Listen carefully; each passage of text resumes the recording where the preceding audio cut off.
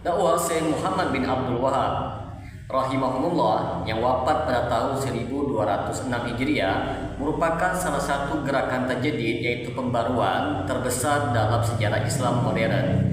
Beliau menyeru umat Islam kembali kepada tauhid yang murni sebagaimana yang diajarkan oleh Rasulullah SAW dan dipahami oleh para sahabat serta generasi salafus saleh. Namun dakwah beliau tidak lepas dari berbagai fitnah, tuduhan dusta, dan propaganda sesat, baik dari kalangan orientalis, musuh-musuh dakwah tauhid, maupun dari sebagian ulama dan kelompok yang tidak setuju dengan metode dan isi dakwah beliau. Pembahasan kali ini akan mengupas secara panjang lebar dan ilmiah fitnah-fitnah besar terhadap Syekh Muhammad bin Abdul Wahab serta bantahan-bantahan ilmiah terhadapnya berdasarkan sumber-sumber primer dan kajian sejarah. Maka bagi teman-teman sekalian yang penasaran dengan kelanjutan dari pembahasan video kali ini, maka tonton terus video ini hingga selesai agar kita menemukan fakta yang sebenarnya.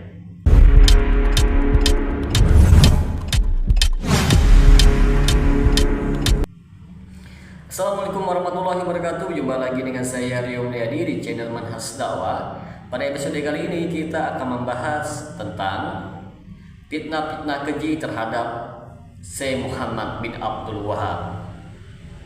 Muhammad bin Abdul Wahab bin Sulaiman At-Tamimi lahir pada tahun 1115 Hijriah di Uyainah, Najd, Arab Saudi, dan wafat pada tahun 1206 Hijriah.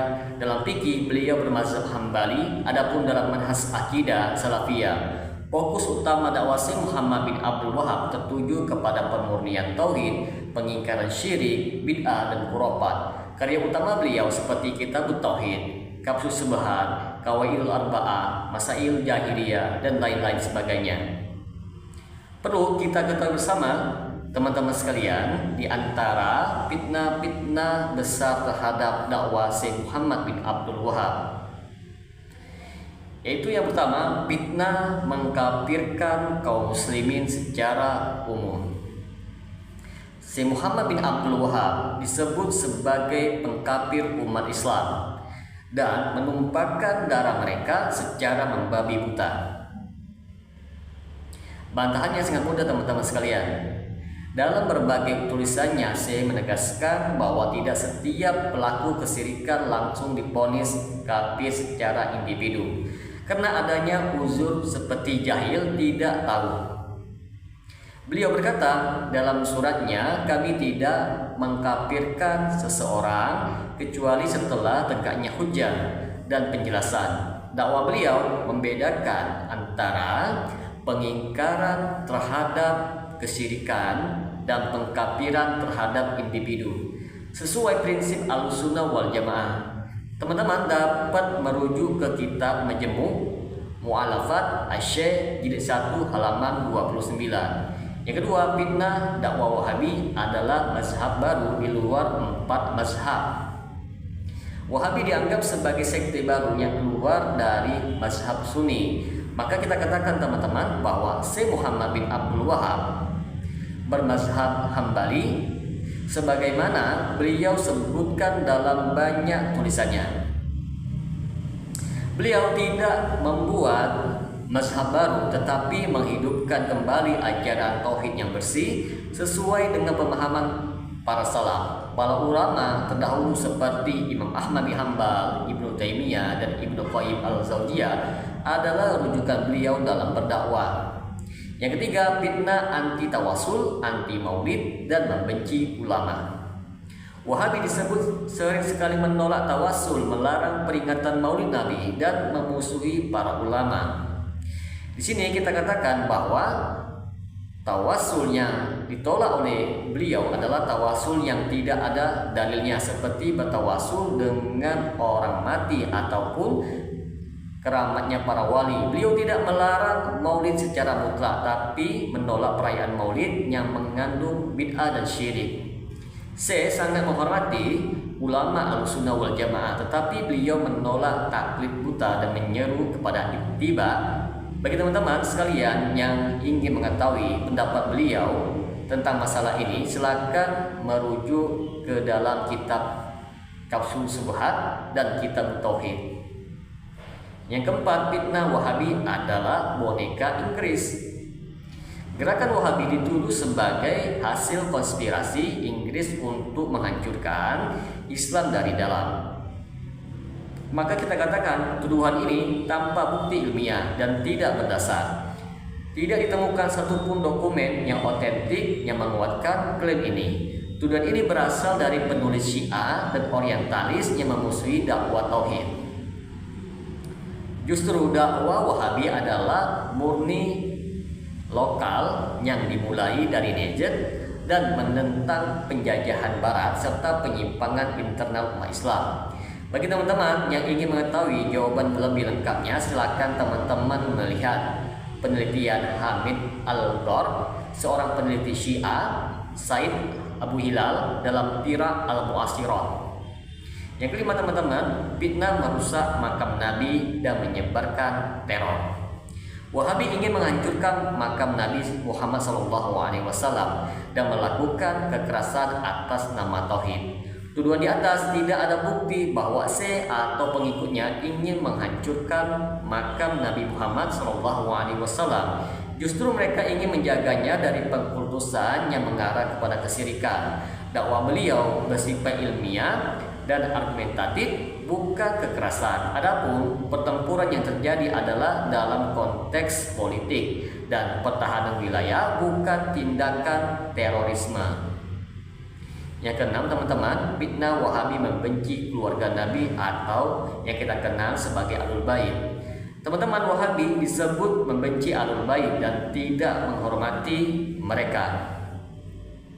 Maka bantahnya sangat mudah teman-teman. Syekh Muhammad bin Abdul Wahab menegaskan cinta dan penghormatan kepada Ahlul Bait sebagaimana akidah Ahlussunnah wal Jamaah. Yang beliau tolak adalah pengkultusan Ahlul Bait dan gulu, yaitu berlebihan dalam menghormati mereka hingga ke level ibadah. Yang ketujuh, fitnah Wahabi menolak karomah dan tasawuf. Wahabi disebut menolak seluruh bentuk karomah dan tasawuf, padahal beliau mengimani adanya karomah wali. Sebagaimana dijelaskan di dalam kitab-kitab beliau. Beliau tidak menolak tasawuf secara mutlak, tetapi mengkritik praktek-praktek tasawuf yang menyimpang dari syariat seperti hulul, ittihad, dan zikir-zikir bid'ah. Maka apa yang menjadi penyebab fitnah ini menyebar? Itu dikarenakan kebodohan terhadap ajaran Islam yang murni, fanatisme terhadap tradisi lokal dan tarekat, terganggunya otoritas ulama-ulama sesat, perlawanan politik terhadap kekuasaan yang baru di Najd, propaganda musuh-musuh Islam termasuk kaum orientalis dan Syiah. Teman-teman, dampak besar dakwah Syekh Muhammad bin Abdul Wahab yang dapat kita rasakan hingga saat ini diantaranya membuka mata umat Islam terhadap bahaya syirik dan bid'ah, menjadi inspirasi gerakan-gerakan tajdid di berbagai negara, membentuk dasar pemikiran salafiyah kontemporer yang kuat dalam ilmu dan akidah, menjadikan Al-Quran dan As-Sunnah sebagai rujukan utama, bukan tradisi buta. Maka dapat kita simpulkan di sini teman-teman sekalian, fitnah terhadap dakwah Syekh Muhammad bin Abdul Wahab adalah hasil dari kesalahpahaman, kebodohan, fanatisme, dan propaganda musuh-musuh tauhid.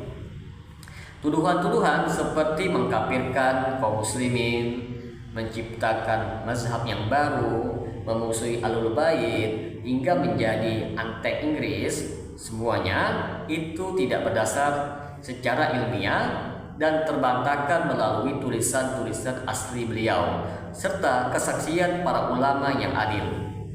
Syekh Muhammad bin Abdul Wahab bukanlah pembuat ajaran baru teman-teman, tetapi seorang mujtahid, yaitu pembaharu yang menyeru kepada tauhid yang murni dan pengamalan Islam berdasarkan Al-Quran dan Sunnah menurut pemahaman salafus saleh. Dakwah beliau adalah dakwah penyucian dari syirik, bid'ah dan khurafat, bukan dakwah permusuhan dan kekerasan sebagaimana yang difitnahkan oleh orang banyak.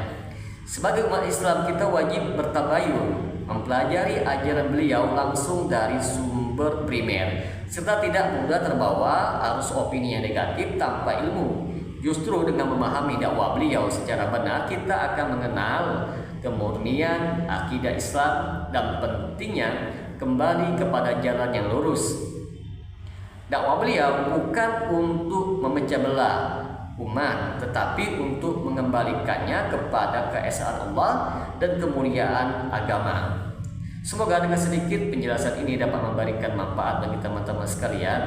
Dan apabila channel ini dapat memberikan manfaat bagi teman-teman sekalian, silakan subscribe dan share. Semoga bermanfaat. Assalamualaikum warahmatullahi wabarakatuh.